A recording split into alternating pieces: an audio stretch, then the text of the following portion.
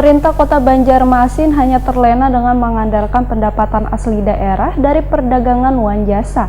Semestinya peluang pendapatan lain pun perlu dilirik, salah satunya BTS yang menjamur di kota seribu sungai ini. Sehingga restribusi menara telekomunikasi ini harus benar-benar bisa digali oleh SKPD terkait, karena selawas ini penarikan restribusinya masih kurang maksimal.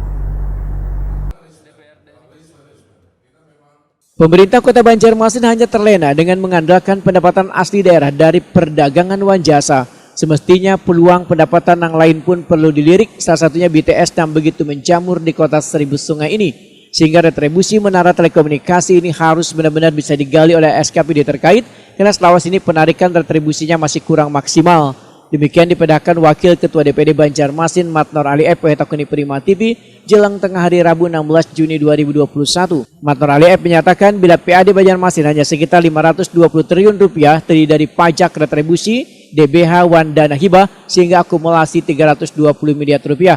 Walaupun sangat kada berdampak dengan situasi pandemi COVID-19, namun pengembangan untuk menambah pendapatan haruslah tetap dipikirkan karena BTS sangatlah menggiurkan untuk menambah PAD. Maka kedepannya BTS harus bisa dimaksimalkan retribusinya. Matnor Ali F berharap instansi terkait harus bisa mendongkrak pendapatan di menara telekomunikasi ini, apalagi Banjarmasin yang sudah smart city, maka menara telekomunikasinya pun akan saling bersaing untuk memberikan yang terbaik.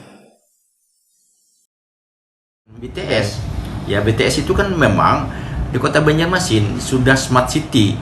Selayaknya juga harus BTS itu harus fight ya, harus bagus ya gitu. Tentu ke depan jadi bertambah, tentu kita akan menggalakkan retribusinya. Tentu peluang PAD nantinya sasaran kita ke depan. Ya.